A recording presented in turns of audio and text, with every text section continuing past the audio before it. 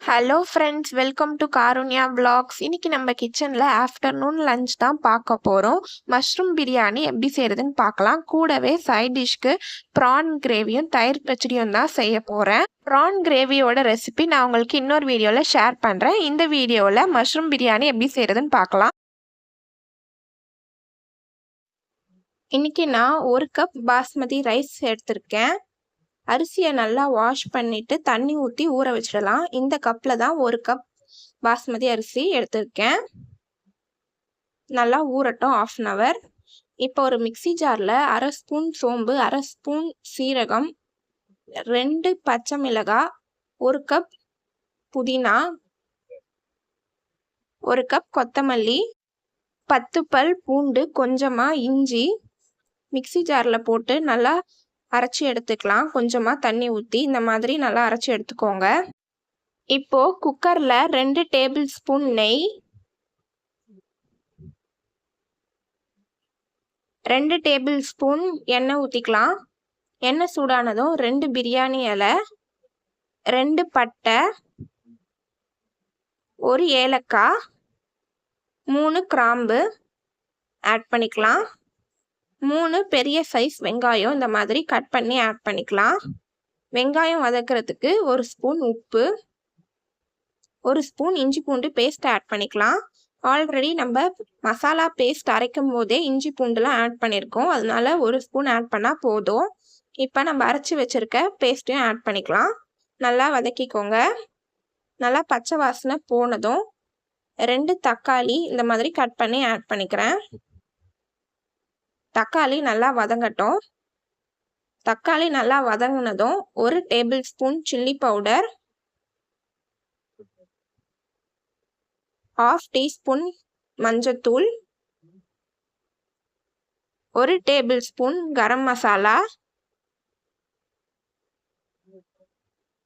1 table spoon தனியாத்தூள். மசாலாவை நல்லா மிக்ஸ் பண்ணிக்கலாம்.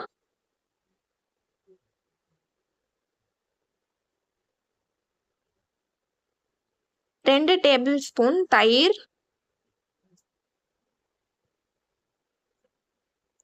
நல்லா மிக்ஸ் பண்ணிக்கோங்க. இன்னைக்கு நான் 200 கிராம்ஸ் மஷ்ரூம் எடுத்திருக்கேன். இந்த மாதிரி கட் பண்ணி ஆட் பண்ணிக்கலாம். ரொம்ப சின்னதாக கட் பண்ணிங்கன்னா மஷ்ரூம் அழிஞ்சிடும், அப்புறம் மஷ்ரூம் போட்டதே தெரியாது. அதனால கொஞ்சம் பெருசாக இந்த சைஸில் கட் பண்ணி ஆட் பண்ணிக்கோங்க. மசாலாவில் நல்லா மிக்ஸ் பண்ணி விட்டுக்கலாம். தண்ணிலாம் ஊற்ற வேண்டாம், மஷ்ரூமே நல்லா தண்ணி விடும். இப்போ நல்லா கொதிக்க ஆரம்பிச்சிடுச்சு. இன்னைக்கு நம்ம 1 கப் அரிசி எடுத்திருக்கோம். 1 கப் அரிசிக்கு 1.5 டம்ளர் தண்ணி ஊற்றிக்கலாம்.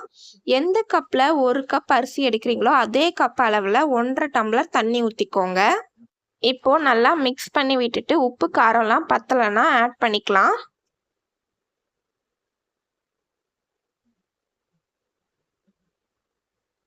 இப்போ நம்ம ஊற வச்சிருக்க அரிசியை தண்ணியெல்லாம் வடிகட்டிட்டு ஆட் பண்ணிக்கலாம்.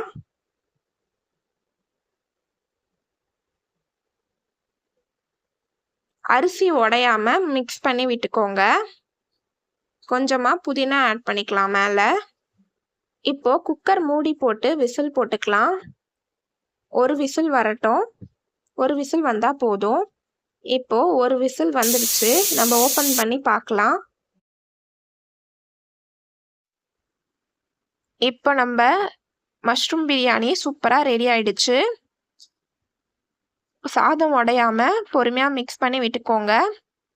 நல்லா உதிரி உதிரியாக சூப்பராக கரெக்டாக வந்திருக்கு. எடுத்து பிளேட்டில் வச்சுக்கலாம். இன்னைக்கு நம்ம வீட்டில் மஷ்ரூம் பிரியாணி, ப்ரான் ஃப்ரை, தயிர் பச்சடி. இப்போ நம்ம சாப்பிட்டு பார்க்கலாம்.